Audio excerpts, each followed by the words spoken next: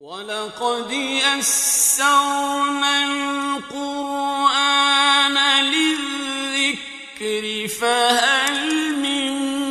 مُّدَّكِرٍ الحمد لله رب العالمين والصلاة والسلام على أشرف الأنبياء والمرسلين أما بعد فأعوذ بالله من الشيطان الرجيم من همزه ونفخه ونفثه بسم الله الرحمن الرحيم رب اشرح لي صدري ويسر لي أمري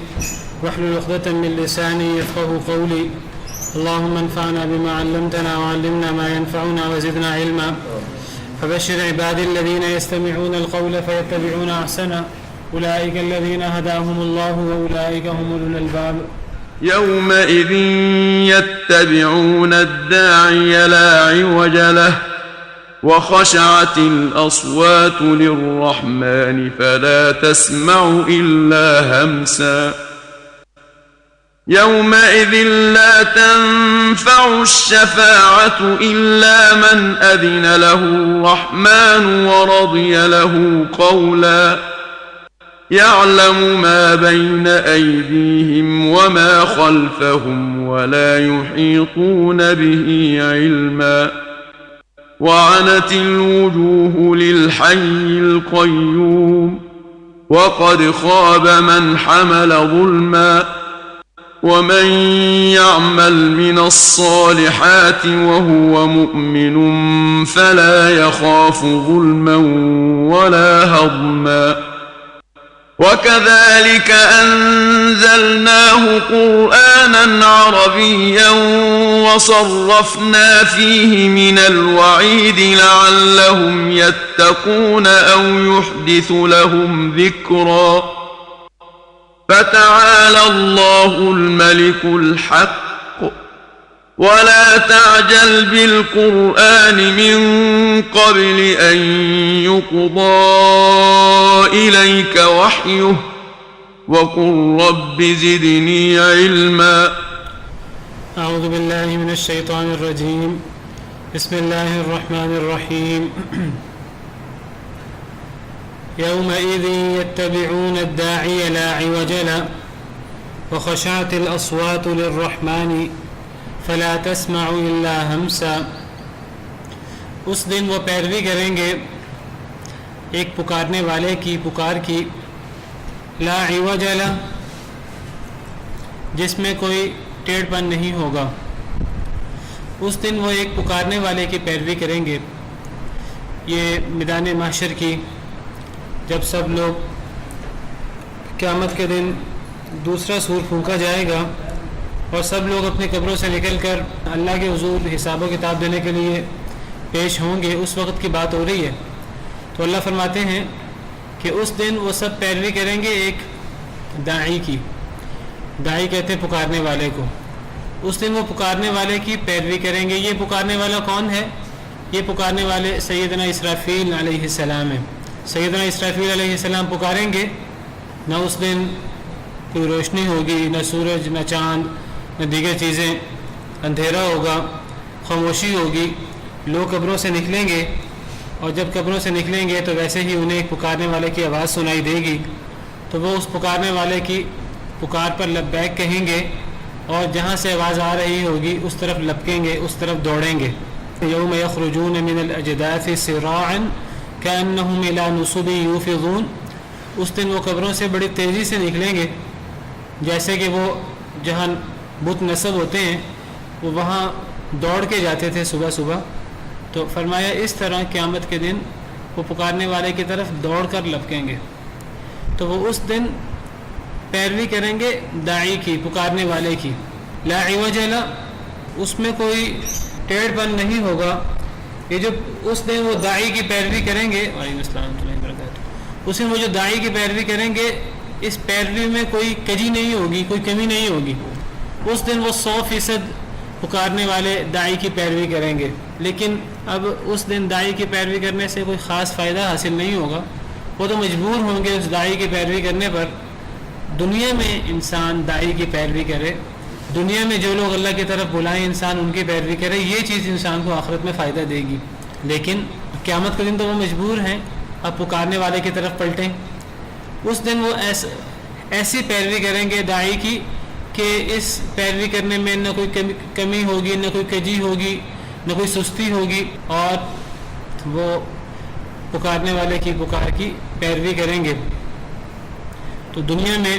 انسان جو ہے وہ جب کوئی اس کو اللہ کی طرف بلاتا ہے، اللہ کے دین کی طرف بلاتا ہے، تو انسان جو ہے وہ اس کی پیروی کرنے میں، اس کی بات پر لبیک کہنے میں انسان جو ہے وہ کمی کوتاہی کرتا ہے۔ وَخَشَعَتِ الْأَصْوَاتُ لِلرَّحْمَنِ، اور جھک جائیں گی آوازیں رحمان کے لیے، پست ہو جائیں گی آوازیں رحمان کے لیے۔ فَلَا تَسْمَعُ إِلَّا هَمْسًا، بس نہیں آپ سنیں گے سوائے سرگوشی کے۔ اب اس دن جو ہے وہ سب لوگ بالکل خاموش ہو جائیں گے، ان کو اونچی آواز سے بات کرنے میں بھی ڈر لگے گا، تو خاموش ہو جائیں گے، ہر قسم کی خاموشی ہوگی، اور صرف یہ ڈر اور خوف، شدید ڈر اور خوف میں آوازیں ان کے پست ہو جائیں گی۔ اگر کوئی بات بھی کرے گا تو سرگوشی میں کرے گا۔ بعض نے یہاں ہمسا سے مراد سرگوشی لی ہے،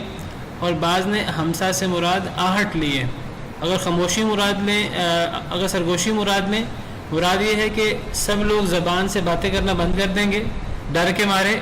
اور اگر کسی کو ضروری بات بھی کرنی ہوگی تو چپ کے ایک دوسرے کے کان میں بات کرے گا۔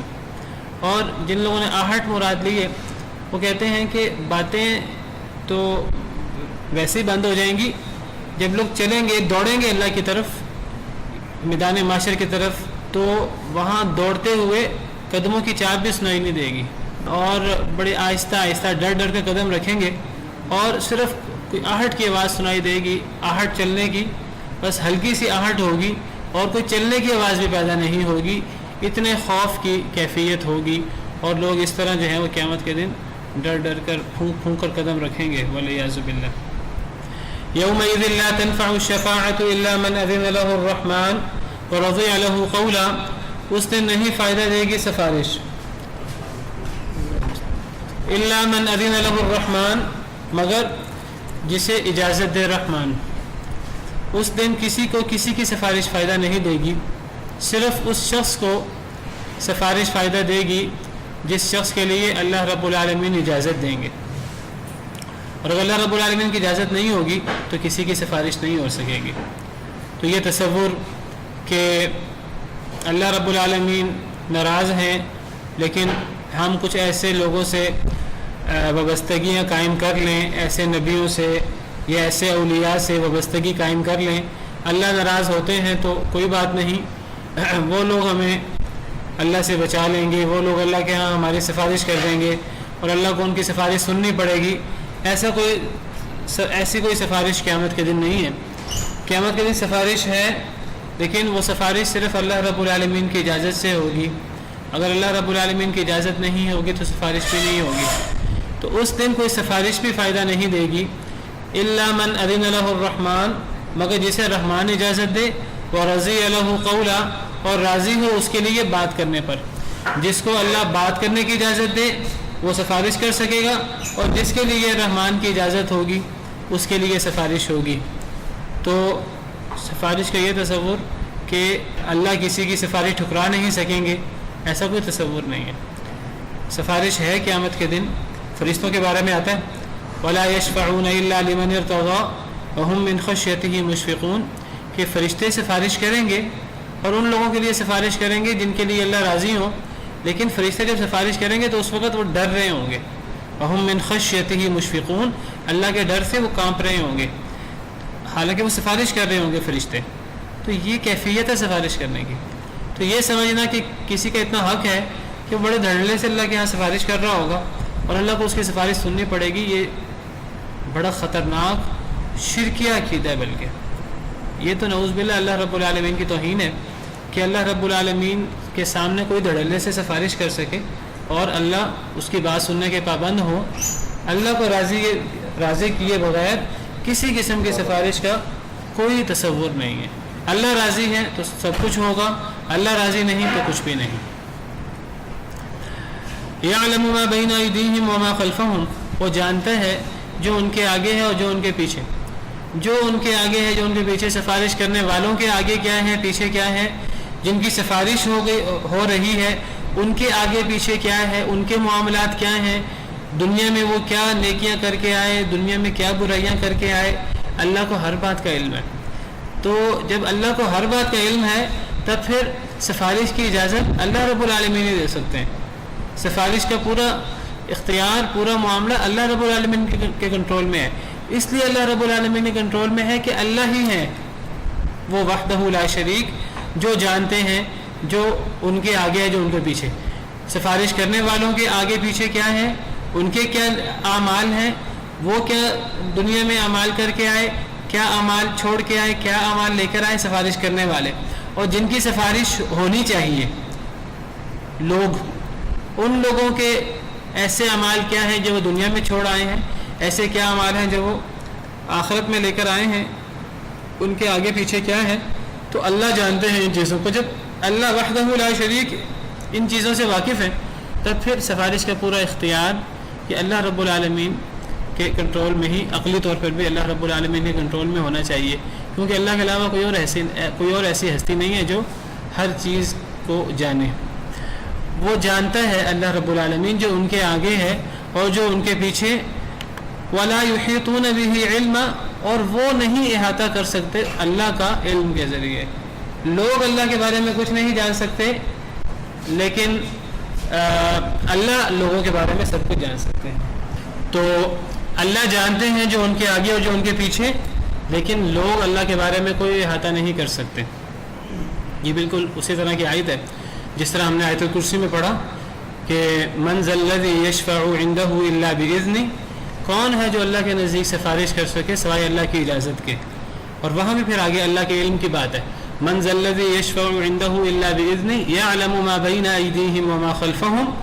ولا یحیطون بشیء من علمہ الا بما شاء۔ وہاں بھی بالکل یہی انداز ہے۔ تو آیت الکرسی میں بھی بالکل جو ہے وہ یہی انداز ہے۔ پہلے اللہ نے یہ فرمایا کہ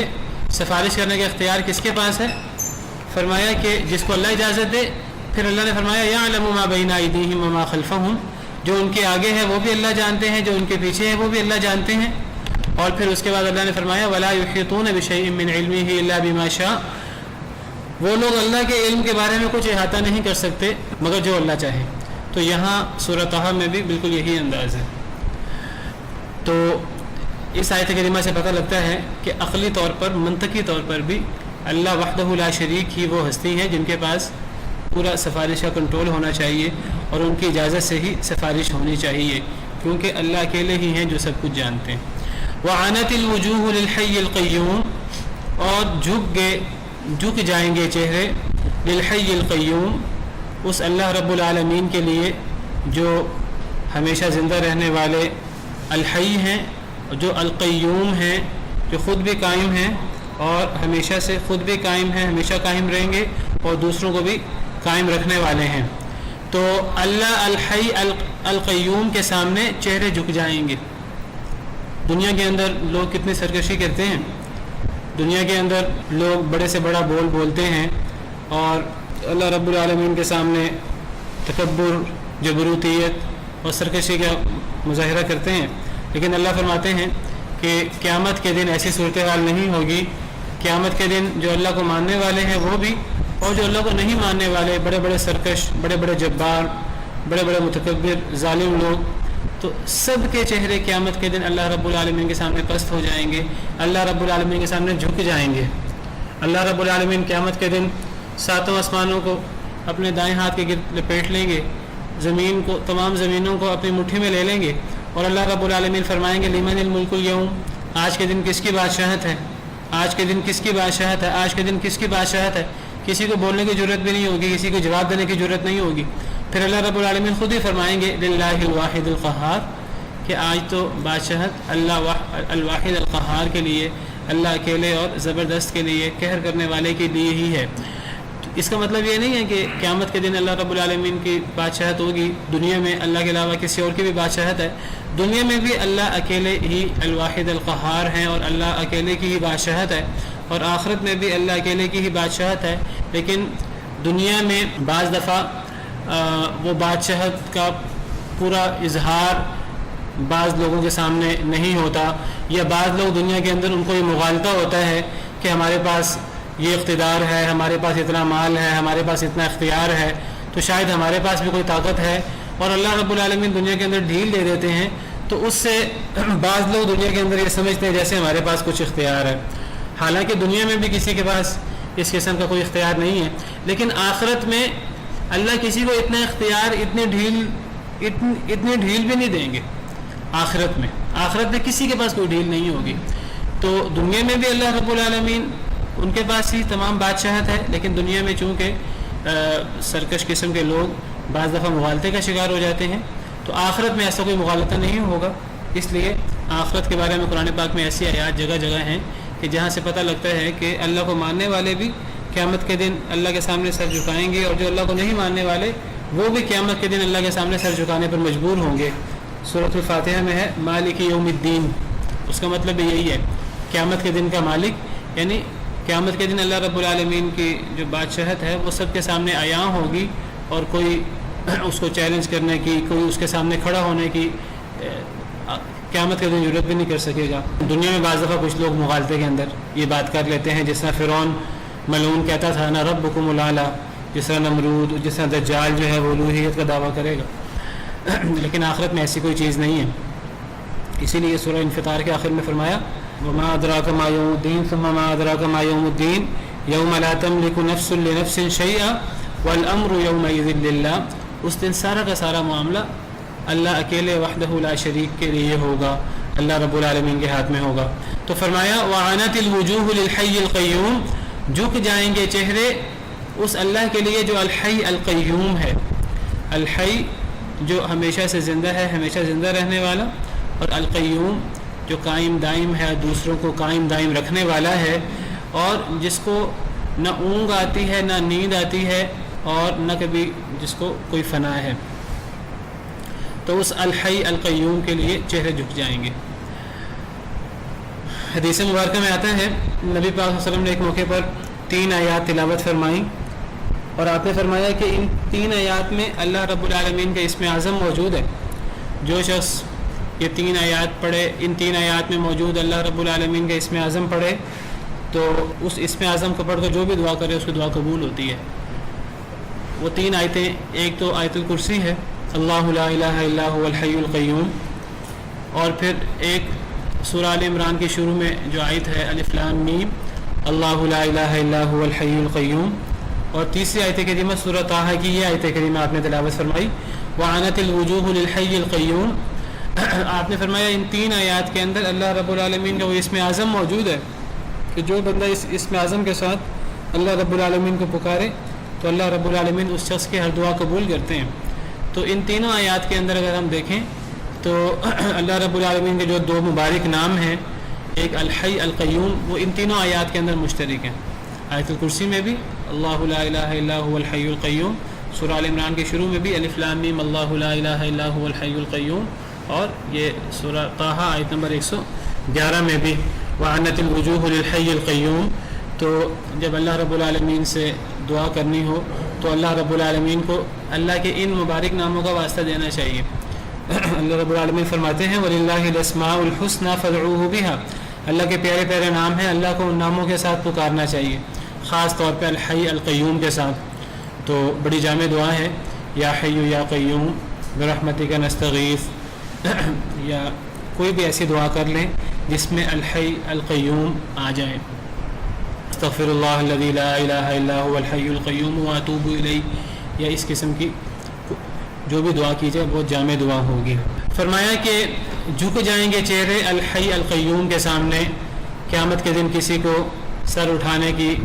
جرت نہ ہوگی۔ وقد خواب من حمل ظلم، اور تحقیق نامراد ہوا وہ شخص جس نے اٹھایا ظلم، جس نے ظلم کیا وہ نامراد ہوا، وہ قیامت کے دن اس نے خسارہ اٹھایا، قیامت کے دن وہ شدید خسارے میں ہوگا۔ ظلم کیا ہے؟ اللہ رب العالمین کے ہر حکم کی نافرمانی، ہر گناہ ظلم ہے۔ ظلم کی لغوی تعریف ہوتی ہے وضع الشیء فی غیر محلہ، کسی شے کو اس کی اصل جگہ رکھنے کی بجائے کسی دوسری جگہ رکھ دینا۔ ہر وہ کام جو نیکی کا کام نہ ہو، جو گناہ کا کام ہو، اللہ کے نافرمانی کا کام ہو، وہ ظلم ہے۔ یہ چھوٹا بھی ہو سکتا ہے ظلم، بڑا ظلم بھی ہو سکتا ہے۔ اللہ تعالیٰ نے ہر چیز میں درجات رکھے ہیں، درجات منہ و مغفرت و رحمہ۔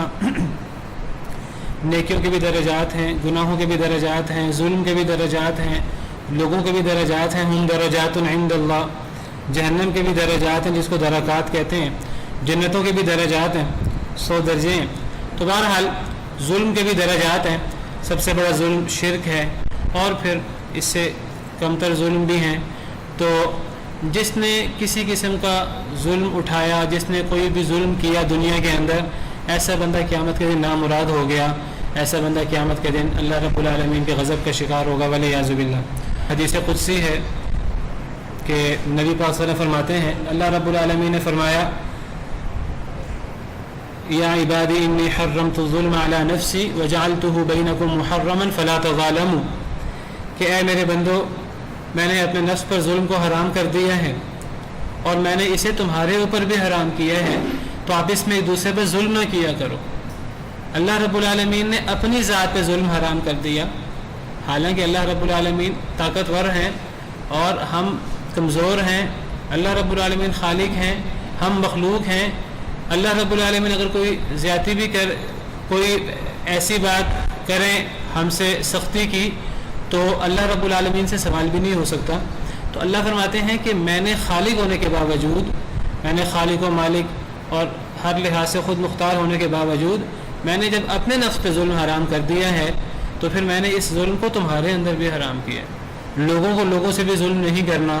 لوگوں کو اللہ کے حقوق کے معاملے میں بھی ظلم نہیں کرنا، فلا تظالموا، اور الظلم ظلمات یوم القیامہ، قیامت کے دن ظلم اندھیروں کی صورت میں ظاہر ہوگا۔ جو بندہ جتنا ظلم کرے گا، قیامت کے دن وہ شخص اتنے ہی اندھیروں میں ہوگا۔ قیامت کے دن ہر شخص کے پاس اس کے نیک اعمال کے اعتبار سے نور ہوگا۔ جو مومن لوگ ہوں گے ان کا نور ان کے دائیں اور ان کے سامنے دوڑا ہوگا، اور جو کافر و منافق ہیں ان کے پاس نور نہیں ہوگا۔ تو جو ظالم لوگ ہیں تو یہ قیامت کے دن سخت اندھیروں میں ہوں گے۔ الظلم ظلمات یوم القیامہ، تو جس شخص نے بھی ظلم کیا تو ایسا بندہ قیامت کے دن وہ نامراد ہو جائے گا، ناکام ہو جائے گا، والعیاذ باللہ۔ ومن يعمل من الصالحات وهو مؤمن فلا يخاف ظلما ولا هضما، اور جو شخص عمل کرے من الصالحات نیک اعمال میں سے، وهو مؤمن اور وہ مخلص بھی ہو، فلا يخاف ظلما ولا هضما، پس نہ وہ ڈرے گا ظلم سے اور نہ حق تلفی سے۔ جب پچھلی آیات میں اللہ رب العالمین نے اپنے غضب کی بات کی اور جو لوگ اللہ رب العالمین کے نافرمان ہیں ان کے حوالے سے وعید کی بات ہوئی، سختی کی بات ہوئی کہ ایسے لوگوں کے لیے قیامت کے دن سفارش نہیں ہے، جو ظالم ہے وہ نامراد ہے، جب ان کی بات ہوئی تو پھر اللہ رب العالمین نے اپنی مبارک سنت کے مطابق نیک لوگوں کا بھی تذکرہ فرمایا۔ قرآن پاک میں جب بھی ظالموں کا ذکر ہو اس کے ساتھ نیک لوگوں کا ذکر ضرور آتا ہے، اور اگر پہلے نیک لوگوں کا ذکر ہو تو اس کے بعد ظالموں کا ذکر ضرور آتا ہے۔ تو یہ اللہ رب العالمین کی سنت ہے، تاکہ کوئی شخص ایک جگہ صرف ظالموں کے بارے میں جہنم کے عذاب اور وعیدیں سن کر صرف خوف میں مبتلا نہ ہو جائے، اور کسی جگہ صرف جنت کے حالات سن کے، جنت کی نعمتیں سن کے، اللہ کی رحمتوں کے وعدے سن کر صرف ایک بندہ امید میں مبتلا نہ ہو جائے۔ صرف خوف میں مبتلا ہونا یہ بھی انسان کو گمراہ کر دیتا ہے، اور خوف کو چھوڑ کر صرف امید کا پہلو تھام لینا یہ بھی انسان کو جو ہے وہ افراط و تفریط کا شکار کر دیتا ہے۔ الایمان بین الرجاء والخوف، ایمان امید اور خوف کے درمیان ہے۔ تو قرآن پاک میں جب بھی ذکر ہوگا ظالموں کا تو ساتھ نیک لوگوں کا ذکر ہوگا، جب بھی جنتیوں کا ذکر ہوگا تو ساتھ جہنمیوں کا ذکر ہوگا۔ تو جب پیچھے ظالموں کی بات آئی تو پھر آگے نیک لوگوں کی بات بھی آئی۔ فرمایا کہ جو بندہ بھی نیک عمل کرے وہ مؤمن اور وہ مخلص بھی ہو، فلا یخاف ظلما ولا ہضما، تو ایسا شخص نہ ظلم سے ڈرے گا اور نہ حق تلفی سے۔ مفسرین نے اس آیت کریمہ کی تفسیر کرتے ہوئے فرمایا کہ جس بندے نے بھی دنیا کے اندر اللہ کو راضی کرنے کے لیے بڑے اعمال کیے، چھوٹے اعمال کیے، تو فلا یخاف ظلما، ایسا شخص پر ظلم نہیں ہوگا۔ ظلم سے مراد یہ ہے کہ نیک شخص نے اگر کوئی گناہ بھی کیا ہے تو اس پر ایسے گناہ نہیں ڈالے جائیں گے جو گناہ اس نے نہیں کیے، اس پر صرف اتنے ہی گناہ ڈالے جائیں گے جو اس نے گناہ کیے ہیں، اس پر اس کے گناہوں سے زیادہ دوسروں کا بوجھ نہیں ڈالا جائے گا، اس پر ظلم نہیں ہوگا۔ کسی بھی نیک شخص پر ظلم نہیں ہوگا اور اس پر دوسرے ایسے گناہ نہیں ڈالے جائیں گے جو اس نے نہ کیے ہوں، نہ کردہ گناہ نہیں ڈالے جائیں گے. یہ مراد ہے فلا یخاف ظلما ولا حظما. حظما کا مطلب حق تلفی. ہضم ہم کہتے ہیں کہ جب بھی ہم کھانا کھاتے ہیں ہم کہتے ہیں کھانا ہضم ہو گیا. نظام انہضام، ہضم اور انہضام کا لفظی مطلب توڑنا ہوتا ہے. نظام انہضام کے اندر جو ہم کھانا کھاتے ہیں وہ کھانا جو ہے وہ ہضم ہو جاتا ہے اور وہ پس کر جو ہے وہ معدے میں چلا جاتا ہے اور پھر وہ خارج ہو جاتا ہے. اس کو ہضم کہتے ہیں اور اس کو نظام انہضام کہتے ہیں. تو ہضم کے اندر توڑنا، حق تلفی، ٹوٹنے کا معنی ہے. تو نہ نیک لوگوں کے برے اعمال، نہ کردہ برے اعمال ان پر ڈالے جائیں گے، نہ ان کو ان کے برے اعمال سے بڑھ کر کوئی ان پر بوجھ ڈالا جائے گا، اور جو انہوں نے نیک اعمال کیے ہیں ان نیک اعمال کی حق تلفی بھی نہیں ہوگی. نیک اعمال کو نہ کم کر کے پیش کیا جائے گا، نہ برے اعمال کو زیادہ کر کے پیش کیا جائے گا. اگر کسی کے برے اعمال کو زیادہ کر کے پیش کر دیا جائے تو یہ ظلم ہے، اور اگر کسی کے نیک اعمال، جتنے نیک اعمال کیے تھے وہ سارے سامنے نہ آ رہے ہوں، کم اعمال سامنے آ رہے ہوں تو یہ حق تلفی ہے. تو فرمایا کہ جو بندہ اللہ کے لیے نیک اعمال کرے اور وہ مخلص بھی ہو، نہ اسے قیامت کے دن ظلم کا ڈر ہوگا، نہ اسے حق تلفی کا ڈر ہوگا. یہ بات اللہ رب العالمین نے نیک شخص کے حوالے سے فرمائی ہے. محسوس ہوتا ہے ایسے اگر نیک شخص کے ساتھ ظلم اور حق تلفی نہیں ہے تو کیا کافر کے ساتھ ہوگی؟ کافر کے ساتھ بھی نہیں ہے، دونوں کے ساتھ نہیں ہے. بہرحال چونکہ یہاں نیک شخص کے حوالے سے امید کی بات ہو رہی ہے اس لیے نیک شخص کا ذکر کیا، ورنہ ظلم اور حق تلفی تو ظالم کے ساتھ بھی نہیں ہے، کافر کے ساتھ بھی نہیں ہے. وَكَذَلِكَ أَنزَلْنَاهُ قُرْآنًا عَرَبِيًّا وَصَرَّفْنَا فِيهِ مِنَ الْوَعِيدِ لَعَلَّهُمْ يَتَّقُونَ أَوْ يُحْدِثُ لَهُمْ ذِكْرًا. اسی طرح ہم نے نازل کیا اس کو قرآنًا عربیًا، عربی قرآن. یہ قرآن پاک جس کے اندر اللہ رب العالمین نے قیامت کے واقعات بیان کیے ہیں. قیامت کے واقعات سے پہلے دنیا کے اندر اللہ رب العالمین نے پرانی قوموں کے حالات بیان کیے، پھر قیامت کے واقعات بیان کیے، پھر برے لوگوں کے لیے جو وعیدیں ہیں وہ بیان کی، نیک لوگوں کے لیے وعدے بیان فرمائے. تو اللہ فرماتے ہیں کہ یہ ساری کی ساری چیزیں عربی قرآن میں ہیں. ایسا قرآن پاک ہے جو عرب لوگوں کے لیے ہے اور عرب لوگوں کو یہ بڑا آسانی سے سمجھ آتا ہے. مطلب یہ ہے کہ جس نے نصیحت حاصل کرنی ہے، کیونکہ قرآن پاک کے اولین مخاطب عرب تھے، تو اس لیے اللہ رب العالمین اپنا احسان بتا رہے ہیں کہ میں نے قرآن پاک کو عربی میں اتارا تاکہ یہ جو ساری قرآن پاک میں نصیحت کی باتیں ہیں، واعظ و تذکیر کی باتیں ہیں، وعد و وعید کی باتیں ہیں،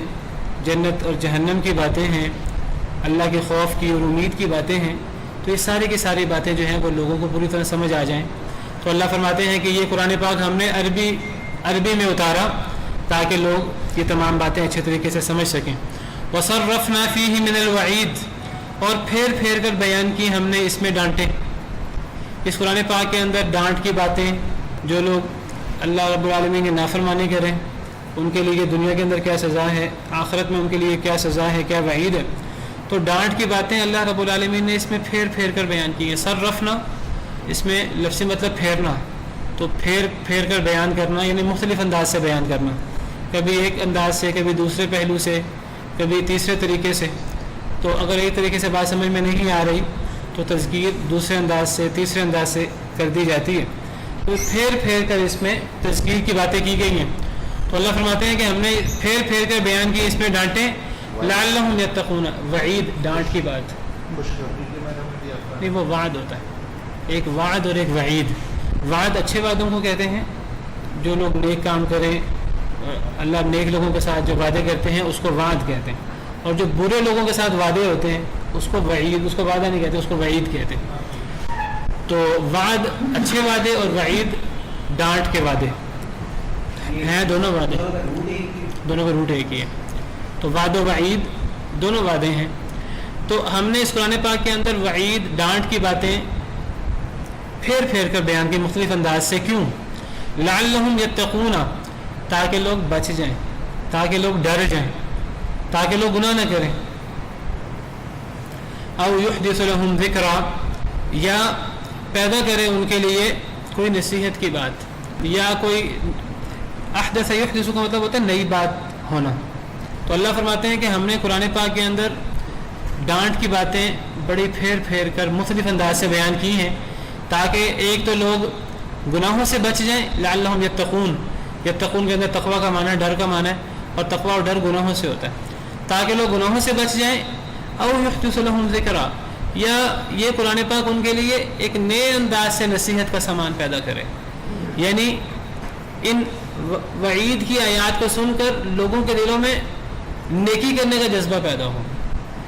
یا تو لوگوں کے دلوں میں گناہ کرنے کا ڈر پیدا ہو، یہ مطلب ہے لعلہم یتقون، اور او یحدث لہم ذکرا سے مراد نیکی کرنے کا جذبہ، اللہ کے قریب آنے کا جذبہ۔ تو وعید کے دو مقصد ہیں، ایک مقصد لوگ گناہوں سے بچ جائیں، اور دوسرا مقصد کہ لوگ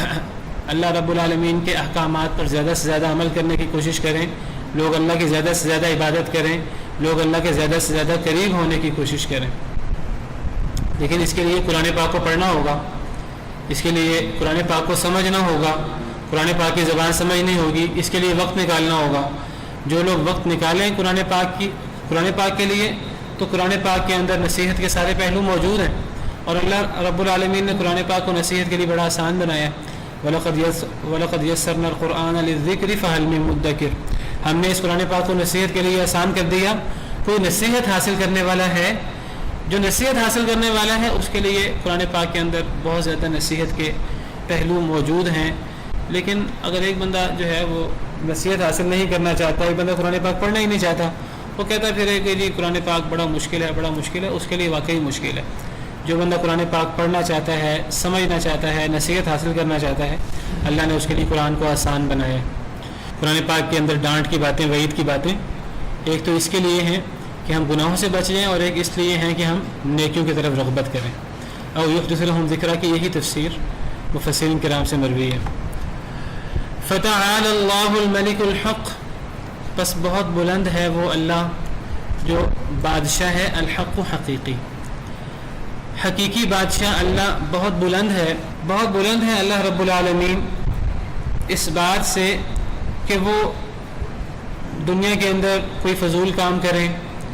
اس بات سے اللہ تعالیٰ بہت بلند ہے کہ اللہ رب العالمین ہمیں دنیا کے اندر فضول بھیج دیں، ہمیں اللہ دنیا کے اندر بے مقصد بھیج دیں۔ اللہ رب العالمین کے لیے یہ عیب کی بات ہے،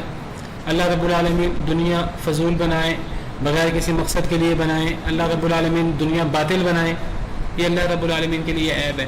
اور اللہ رب العالمین تمام عیبوں سے پاک ہیں۔ اسی لیے اللہ رب العالمین فرماتے ہیں افحسبتم انما خلقناکم عبثا وانکم الینا لا ترجعون، کیا تم نے گمان کیا کہ ہم نے تمہیں عبث پیدا کیا، فضول پیدا کیا؟ کیا تم نے گمان کیا کہ تم نے ہمارے پاس لوٹ کر نہیں آنا؟ اگر ایسی بات ہو کہ ہم نے دنیا کو عبث پیدا کیا ہو کہ تم نے ہمارے پاس نہ لوٹ کر آنا ہو، فرمایا فتعالی اللہ الملک الحق، یہی جو آیت یہاں ہے یہی آیت وہاں بھی ہے، افحسبتم انما خلقناکم عبثا وانکم الینا لا ترجعون فتعالی اللہ الملک الحق، بہت بلند ہے وہ اللہ جو حقیقی بادشاہ، یعنی یہ اللہ رب العالمین کے لیے گالی ہے، نعوذ باللہ، یہ اللہ رب العالمین کے لیے ایک عیب ہے کہ اللہ رب العالمین جو حقیقی بادشاہ ہیں وہ ایک فضول کام کریں، ایک بے مقصد کام کریں۔ ایک دنیا کے اندر ایک انسان، عقل مند انسان، وہ بے مقصد کام کرنا پسند نہیں کرتا، فضول کام کرنا پسند نہیں کرتا، کہیں جاتا ہے کسی مقصد سے جاتا ہے، کوئی کام کرتا ہے کوئی مقصد ہوتا ہے اس کا۔ ایک ناقص انسان جب ایک کام ایک مقصد سے جاتا ہے تو اللہ رب العالمین ایک کام بے مقصد کریں گے؟ تو اللہ بلند ہیں ہر قسم کے عیب سے، جو حقیقی بادشاہ ہیں۔ تو اللہ رب العالمین نے جو جنت بنائی ہے نیک لوگوں کا ٹھکانہ وہ بھی حق ہے، اللہ رب العالمین نے جو جہنم بنائی ہے برے لوگوں کا ٹھکانہ وہ بھی برحق ہے، اور اللہ رب العالمین نے جو قیامت کا دن رکھا ہے وہ بھی برحق ہے، قبر کا عذاب، قبر کی نعمتیں یہ بھی برحق ہے، یہ جو وعدے ہیں اور وعیدیں ہیں اور یہ جو حساب و کتاب ہے یہ سب کی سب چیزیں برحق ہیں، اور اللہ رب العالمین جیسے حقیقی بادشاہ اور بلند ہستی ان سے یہ بات جو ہے یہ ممکن نہیں ہے کہ وہ اس دنیا کو فضول پیدا کریں، بے مقصد پیدا کریں۔ تو انسان کو زندگی با مقصد گزارنی چاہیے، اور وہ مقصد ہے اپنی آخرت ٹھیک کر لے انسان، تو انسان کو اپنی آخرت کے لیے کام کرنا چاہیے۔ پچھلی آیت میں آخرت کی بات ہوئی ہے، اور اس جملے سے اسی کی طرف توجہ دلائی ہے کہ اگر آخرت نہیں ہے تو پھر دنیا فضول ہے، اور اللہ رب العالمین جو حقیقی بادشاہ ہیں وہ اس قسم کے عیب سے پاک ہیں کہ وہ فضول کام کریں۔ وَلَا تَعْجَلْ بِالْقُرْآنِ مِنْ قَبْلِ أَنْ يُقْضَى إِلَيْكَ وَحْيُ، اور نہ آپ جلدی کریں بالقرآنی، قرآن کے ساتھ۔ نبی کریم صلی اللہ علیہ وسلم کو خطاب ہے کہ اے نبی آپ قرآن پاک کے ساتھ جلدی نہ کریں، من قبل ان یقضى الیک وحی، اس سے پہلے کہ مکمل کر دی جائے آپ کی طرف اس کی وحی، یعنی جب آپ پر وحی ہو رہی ہو قرآن پاک کی، جب جبریل علیہ السلام آپ کو اللہ رب العالمین کی طرف سے قرآن پاک سنا رہے ہوں، وحی کر رہے ہوں، آپ کو اس وقت قرآن پاک کو پڑھنے میں جلدی نہیں کرنی۔ نبی پاک صلی اللہ علیہ وسلم کی عادت یہ تھی شروع میں جب آپ پر وحی آنا شروع ہوئی تو آپ پر جیسے کہ ایک بہت بڑا بوجھ پڑ گیا، اور بہت بڑی ذمہ داری تھی، بہت بڑا بوجھ تھا کہ جو وحی آپ پر آ رہی ہے آپ نے اس کو سمجھنا ہے، اس کو یاد کرنا ہے، اس کو امت تک پہنچانا ہے۔ یا ایھا الرسول بلغ ما انزل الیک من ربک،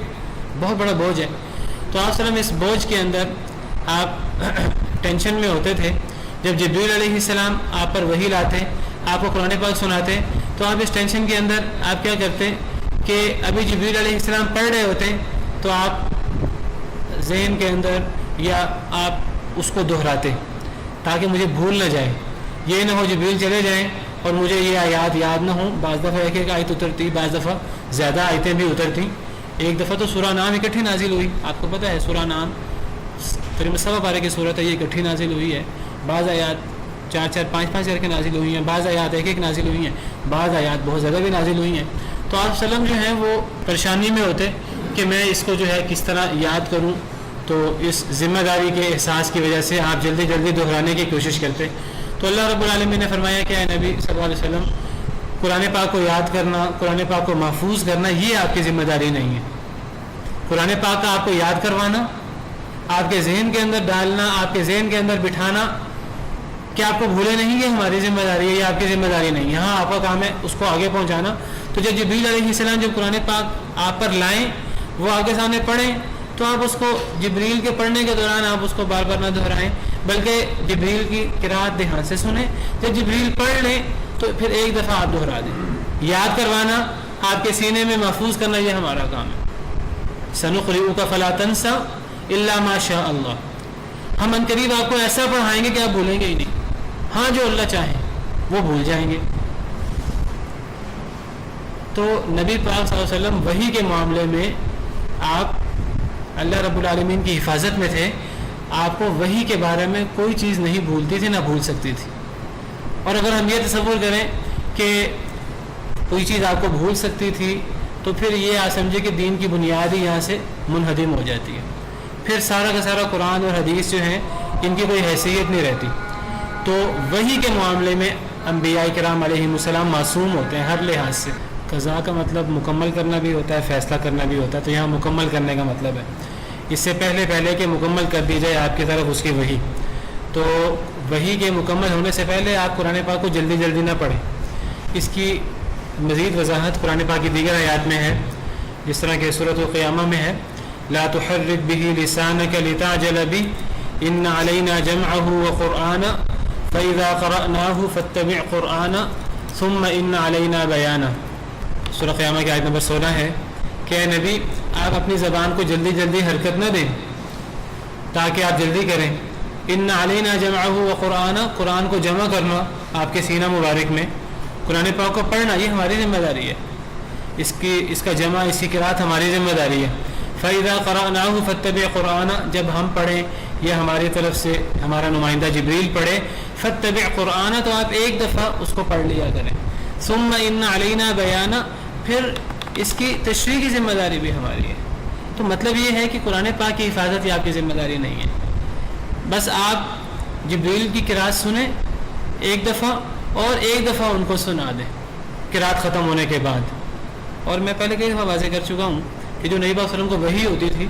یہ وحی جو ہے وہ آپ کو الفاظ کے ساتھ نہیں ہوتی تھی، یہ اصل میں وحی یعنی اس طرح نہیں وحی تھی کہ جبریل علیہ السلام نے کچھ الفاظ بول دیے، بعض نے وہ الفاظ یاد کرنے ہیں، یہ وحی آپ کے قلب اطہر پر ہوتی تھی۔ قل من کان عدوا لجبریل فإنه نزله على قلبك بإذن الله مصدقا لما بين يديه. جبریل علیہ السلام نے تو آپ کے قلب اطہر پر قرآن کو اتارا ہے، تو جو چیز قلب اطہر پر اترے وہ کیسے بھولے گی؟ اسی طرح فرمایا وَإِنَّهُ لَتَنزِيلُ رَبِّ الْعَالَمِينَ نَزَلَ بِهِ الرُّوحُ الْأَمِينُ عَلَى قَلْبِكَ لِتَكُونَ مِنَ الْمُنذِرِينَ.